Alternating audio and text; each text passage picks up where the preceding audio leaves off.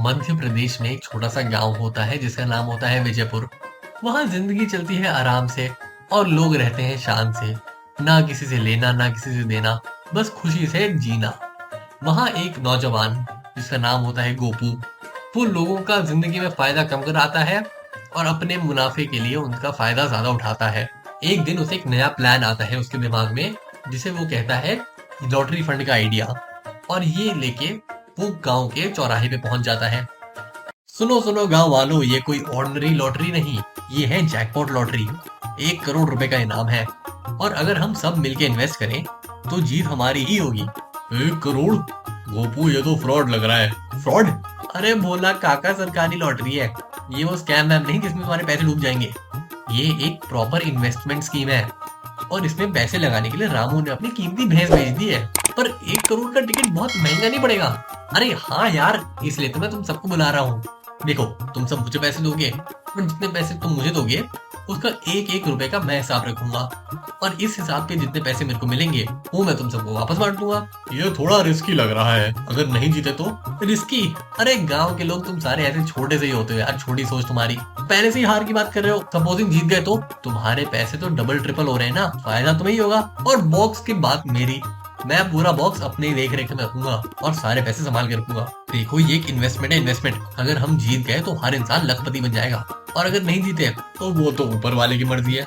और टिकट के पैसे तुम्हारे पास ही रहेंगे। हाँ, मैं गांव का ट्रस्टी हूँ, मुझ पर भरोसा नहीं रखते क्या? गोपू भाई देख, तुझ पे भरोसा तो किसी को नहीं है, पर चल इस बार तेरी बात मान लेते हैं। लेकिन अगर टिकट जीत गए और तुम भाग गए तो? अरे भोला काका, कैसी बातें कर रहे हो? मैं कभी भागा हूँ गाँव के पैसे लेके?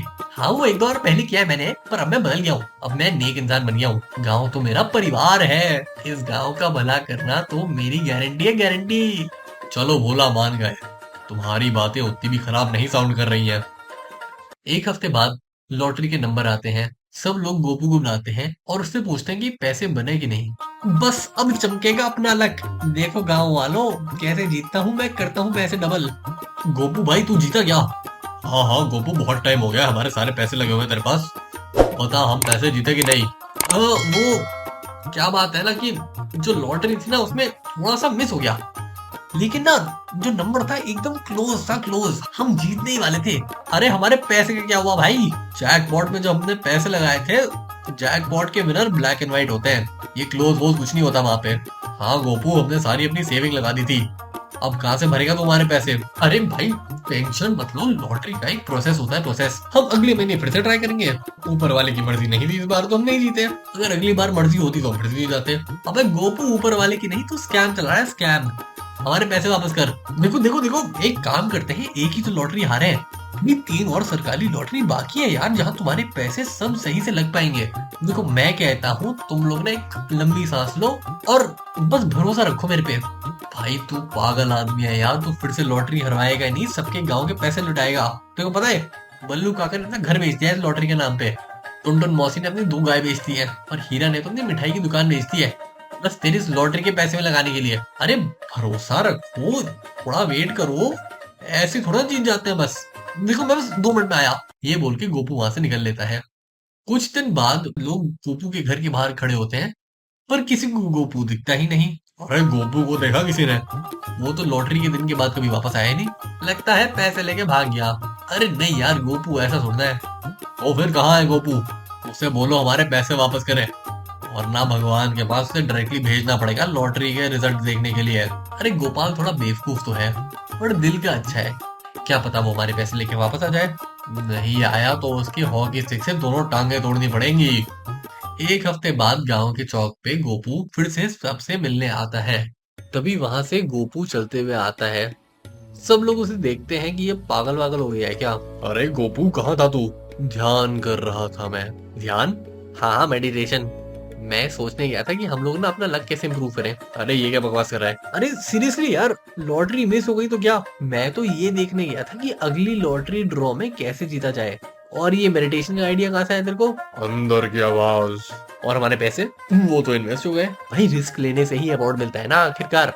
गोपू, तुम्हारे पैसे वापस कराए, तुझे हॉस्पिटल जाना है। अरे भोले काका, मैं अगले महीने की लॉटरी के लिए रेडी कर रहा हूँ और इस बार हम सब मेडिटेट करेंगे। ये गोपू बंदा कमाल, स्कैम करते हुए भी इतना कॉन्फिडेंस, इसकी तो कि तभी ये समझेगा।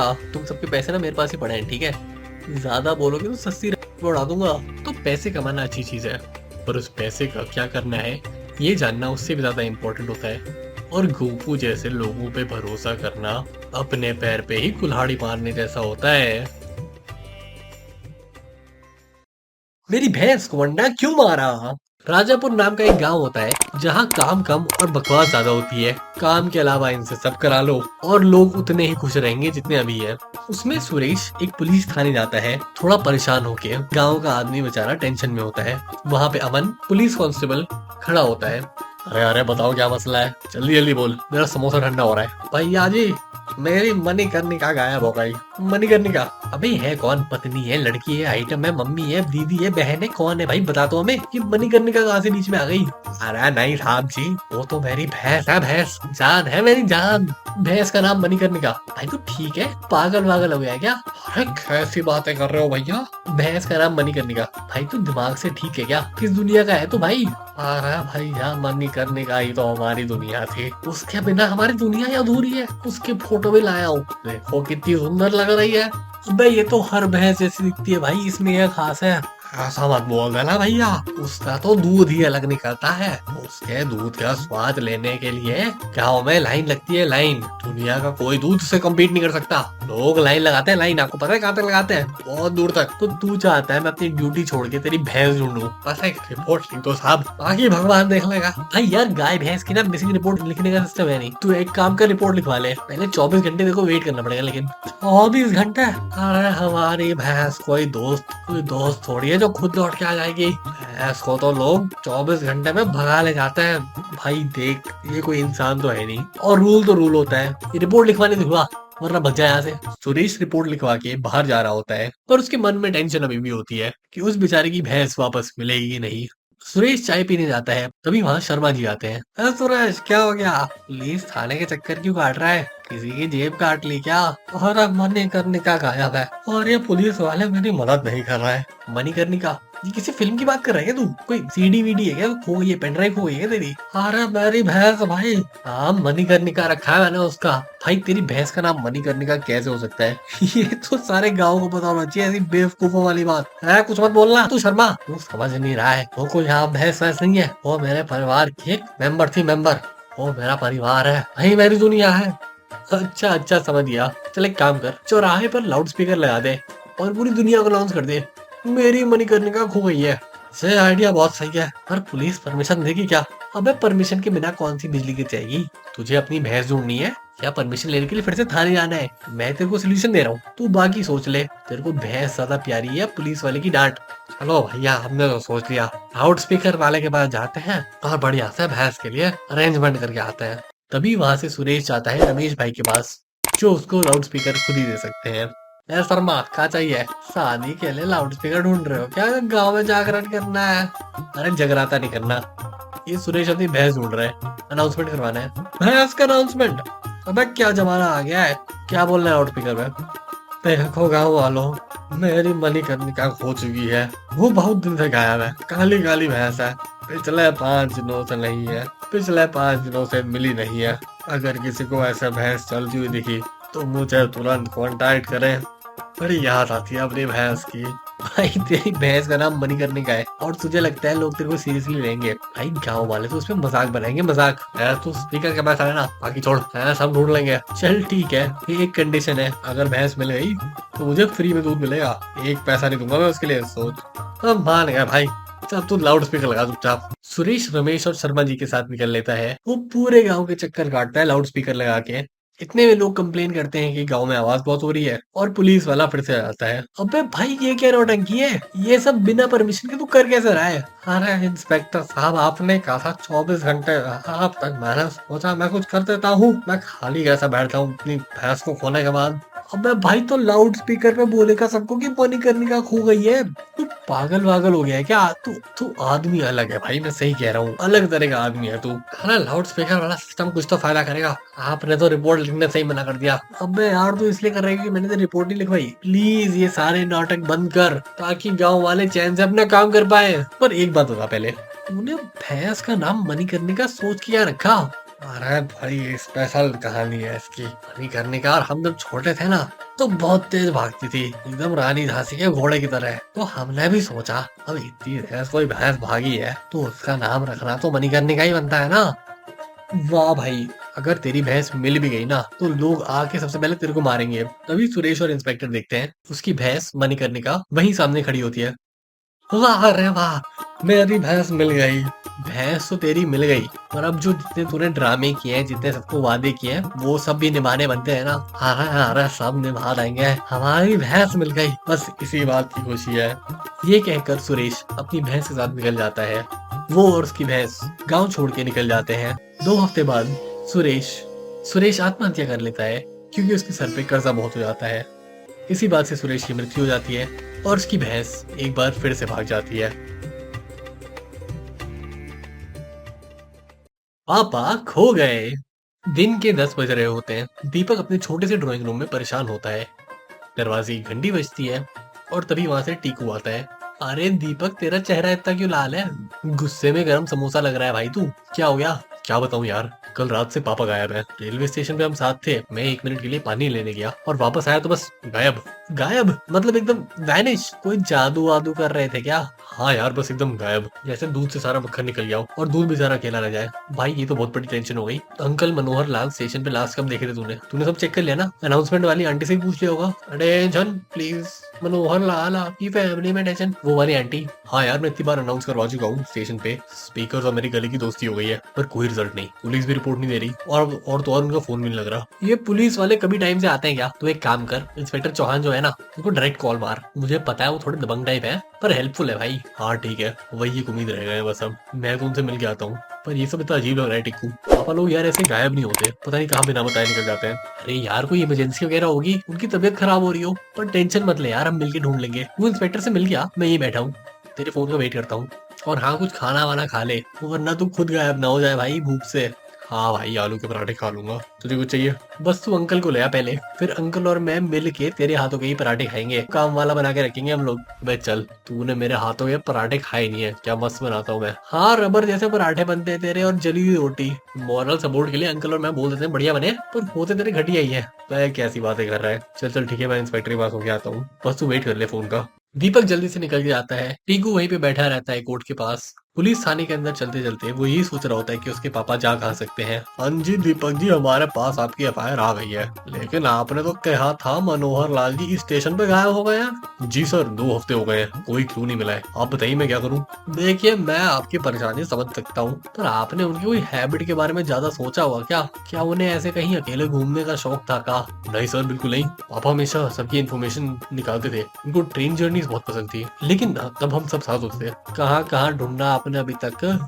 जी, हमने स्टेशन पे ढूंढ लिया है, इंक्वायरी काउंटर पे डाल दिया है, रेस्ट रूम चेक कर लिया, घर के आसपास ढूंढ लिया, दोस्तों को फोन भी करा लिया। पापा जहाँ रहते थे वो सब हमने एक बार चेक कर लिया है। कुछ पता नहीं चला है। अच्छा, सोयाबीन टिक्की वाला, क्या वो उनका दोस्त था क्या? पापा जहाँ रहते थे वहाँ पे एक सोयाबीन टिक्की वाला रहता था, वहाँ भी गया मैं, कुछ पता नहीं चला है। अजी, हमें लगता है गलत ट्रेन पे चढ़ गए होंगे। कभी कभी लोग बिना टिकट के घूमने निकल जाते हैं। पापा बेटे में कोई टेंशन वेंशन थी क्या जो पापा ऐसे घर छोड़ के चले गए? मुझे कोई उलझन नहीं थी। देखिए, घर में कोई ऐसी बात नहीं थी। थोड़ी बहुत टेंशन तो रहती है पापा बेटे के बीच में, पर इतना कुछ अलग नहीं था। वो कहते रहते थे कि मैं एक नया एडवेंचर चाहता हूँ, पर मैंने सोचा वो मजाक कर रहे हैं। हाँ, यही तो हो सकता है। हम दूर के स्टेशन पे पता लगाते हैं, तलाशी लगाते हैं। मैं अपने लोगों को मैसेज कर देता हूँ। आप घबराइए मत, मैं आपको अपडेट करके रखूंगा। बस सर, जल्दी से कुछ हो जाए, घर पे सब रो रो के पागल हो गए हैं। आप फिक्र मत कीजिए, आप कॉन्टेक्ट नंबर दे दीजिए और कोई भी खबर आए मैं तुरंत आपको बता दूंगा। आप भी अपनी तरफ से ढूंढते रहिए। ठीक है सर, शुक्रिया, मैं चलता हूँ। और हाँ, और ढूंढ लगाए तो उनकी फोटो रेडी रखिएगा। हर जगह जाके पूछिए इनको देखा क्या। लोगों से डायरेक्ट कॉन्टेक्ट करो, तभी कुछ बात बनेगी। इंस्पेक्टर चौहान से एक नई उम्मीद तो मिलती है, पर कोई गारंटी नहीं। बात यह है कि अभी भी अंकल खोए हुए हैं, पर मिलने के दिख नहीं रहे। रात को दीपक वापस घर आता है। अरे भाई, कोई अपडेट आया क्या? इंस्पेक्टर चौहान ने कुछ हेल्प की? यार, उन्होंने बोला पापा शायद किसी ट्रेन में चढ़ गए हो। उनके बंदों के पास इन्फॉर्मेशन तो है, लगता है गाँव गाँव स्टेशन पे जाना पड़ेगा और फोन करना पड़ेगा। भाई, ये तो बहुत लंबा प्रोसेस हो गया। तू सोशल मीडिया वगैरह पे डालना, इंस्टा फेसबुक पे डाल यार उनकी फोटो, पता नहीं क्या पता मिल जाए अंकल। हाँ, डाल दिए, पर अभी तक सिर्फ 2-3 लोगों का रिप्लाई आया है। उनका कहना भी है कि अरे तेरे पापा तो हमारे अंकल जैसे लगते हैं। इस बात का मतलब ही क्या होता है? आधे अंकल तो वैसे ही एक जैसे दिखते हैं यार, मूंछ वाले, थोड़े गंदे और अंकल टाइप। सारे अंकलों की आदत ही ऐसी है यार, क्या करें हम लोग। हमारे ऊपर छोड़ दे, पर हम भी इतनी आसानी से गिव अप नहीं करेंगे यार, ढूंढ के रहेंगे अंकल को। टिक्कू यार मैं परेशान हो रहा हूँ, ऊपर से घर वाले सर पे चढ़ रहे हैं, पूरा उन्होंने सौंप मेरे पे दिया है कि मैं ठीक करूँ, और मैं उन्हें कैसे समझाऊं। देख भाई टेंशन फायदा नहीं करेगी, इंसान जब परेशान होता है तभी सबसे वियर्ड सोल्यूशन दिमाग में आते हैं। शायद अंकल के दिमाग में कोई स्पॉन्टेनियस प्लान आ गया हो, क्या पता ऐसे कहीं चढ़ गए हो ट्रेन पे। एंड जैसे उनके ऐसे कोई प्लान तो रहते नहीं थे यार, कभी उन्होंने तेरे को बोला हो या फिर मैं गोवा के बीच में रशियन बेब्स को तोड़ना चाहता हूँ, ऐसा कुछ कभी रैंडमली बोल दिया हो, और क्या पता अभी इम्पल्सिवली उस पर एक्ट करने चले गए हो। यार एक दफा बोला था उन्होंने दुनिया घूमने का मन है, पर मैं सोचता था कि ये बात तो सब बोलते हैं, इस पे एक्ट कौन करता है। बस सोल्यूशन मिल गया, वो कहीं अनजान स्टेशन पे उतर गए होंगे, हो सकता है उन्होंने ट्रेन में किसी से दोस्ती कर ली हो। अंकल फ्रेंडली नेचर के तो है ही ना, लेकिन उनके पास तो फोन है ना, फिर कॉल क्यों नहीं कर रहे। क्या पता फोन घूम गया हो या बैटरी डेड हो गई हो यार, स्टेशन पे चार्जर ढूंढना आसान थोड़ी ना होता है। हाँ हो तो सकता है, पर अब क्या करें हम लोग। देख सुन, हम खुद एक ट्रेन पकड़ लेते हैं, इंस्पेक्टर चौहान ने जो जो पॉइंट्स चेक करवाए हैं उनको एक बार खुद देख के आते हैं, क्या पता उन्होंने ढंग से जांच पड़ताल नहीं की हो। हम पूछ लेते हैं, पूछने में क्या पता अंकल ही मिल जाए। भाई मतलब हम रैंडमली फिर से वो सारी जगह ढूंढेंगे। अरे क्यों नहीं भाई, हमारा थोड़ा फिल्मी तरीका है, पर कभी कभी फिल्मों से हमें एक आइडिया मिल जाता है। एक दो दिन के लिए चल लेंगे, वैसे ही सैटरडे संडे तो आ ही रहा है, मेरी भी छुट्टी ही है, मैं भी थोड़ा घूम लूंगा। चल ठीक है, प्लान तो मेरा बढ़िया लग रहा है, पर पता नहीं कैसे हो पाएगा। अगली सुबह दीपक और टीकू दोनों स्टेशन में पहुंच जाते हैं अंकल को ढूंढने के लिए, और तभी उसे दूर से मनोहर लाल दिखते हैं। मनोहर लाल जो उसका पापा चाय पी रहा होता है। तो पापा आप यहाँ पे? अरे दीपक बेटा तू कर क्या रहा है इतनी दूर? मैं क्या कर रहा हूँ, मैं आपको 2 हफ्ते से ढूंढ रहा हूँ, घर पे सब पागल हो गए हैं, और आप यहाँ, आपको फैमिली की याद नहीं आई? अरे बेटा माफी चाहता हूँ, मैं स्टेशन पे क्या हुआ, वो सुपर फास्ट ट्रेन आई और मेरा एकदम मन हो गया चढ़ने का, बस सोचा एक नए एडवेंचर पे निकल जाता हूँ। अकेला घूमने का कभी चांस नहीं मिलता ना, फोन लगाने के लिए फोन निकालूंगा, अब तक फोन पटरी पे गिर गया और ट्रेन ने आके फोन कुचल दिया। आप फोन गिरा देते हो, कोई मैसेज नहीं डालते, हम सबको टेंशन हो रही थी, कैसे करते हो यार पापा आप भी?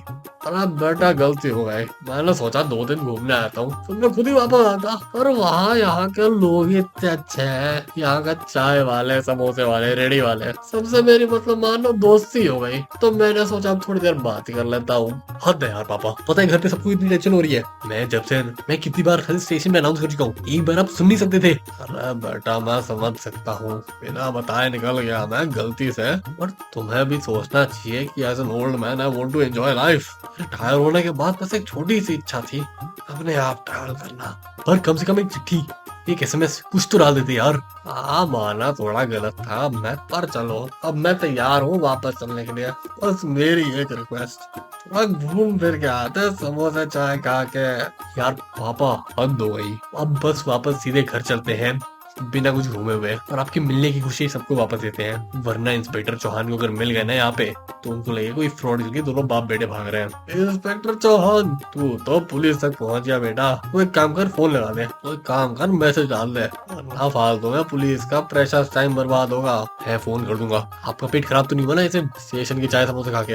हाँ थोड़ी प्रॉब्लम तो हुई है, पर मैं समोसे से एडजस्ट कर लेता हूँ। वाह पापा, समोसा ही आपका असली जीवन साथी है। ठीक है मैं टिक्कू को बोलता हूँ लेने आ जाए, वो बेचारा बाथरूम में आपको ढूंढने के बहाने 2 घंटे से बाथरूम में बैठा है, लगता है उसे यहाँ का समोसा जचा नहीं। यार टिक्कू ना हमेशा अलग लेवल पर आता है, जल्दी बुला, फिर सब लोग साथ में एक समोसा खा के निकलेंगे। दीपक जल्दी से वहां जाता है और अपने पापा को लेने के बाद वो वापस घर चला जाता है। वो इंस्पेक्टर चौहान का कॉल आया था, उनको बता दिया मैंने, वो कह रहा था अगली बार अंकल को बोलना ऐसे बहती हवा सा थाऊ बन के ना उड़ जाए, और निकलने के पहले एक बार मैसेज डाल दें। अरे ठीक है बेटा, अब मैं उनके साथ हाथ जोड़ दूंगा, पर ये बात तुम भी याद रखना बेटा, कभी कभी जिंदगी से ब्रेक लेना भी जरूरी है, पर फैमिली का डराना ठीक नहीं। समझ गया पापा, बस सब ज्यादा फिल्मी मत हो आप। चलो अब टिक्कू को पकड़ते हैं, बेचारा कब से वॉशरूम में बैठा है, एक मस्त सा लंच करते हैं और फिर वापस निकलते हैं। परफेक्ट प्लान है। तो जब वापस घर पहुंचोगे तो परिवार वाले सब आपकी पहले बैंड में जाएंगे, फिर आपको घर से निकाल देंगे। समझ गया बेटा समझ गया, अब कोई चल चल बढ़िया सी मैगी ले आओ, जल्दी से खा के घर निकलते हैं। बाप बेटा दोनों हंसते हैं और फाइनली घर के लिए निकलने के लिए रेडी हो जाते हैं। इससे हमें ये सीखने को मिलता है कि घर के लोग चाहे जैसे भी हों, उनसे बात तो अच्छे से करनी चाहिए, क्योंकि खोने के बाद बेटा ही काम आता है।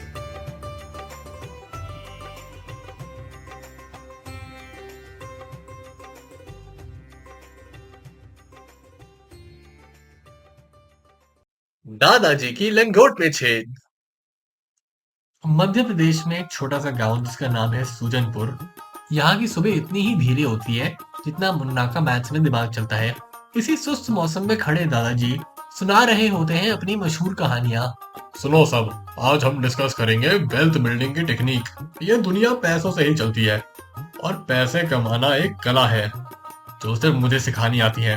भाई दादाजी के लंगोट देख रहा है, उसमें तो हवा भी शर्माती है अंदर जाने से। हाँ, और दादाजी हमें बोल रहे हैं इन्वेस्टमेंट के बारे में। पहले अपनी लंगोट का इन्वेस्टमेंट तो कर लो।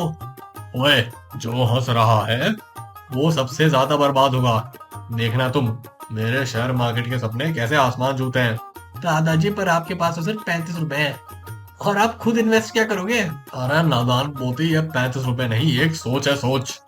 ये पैसे नहीं, एक आइडिया होता है। आइडिया ही सब कुछ होता है।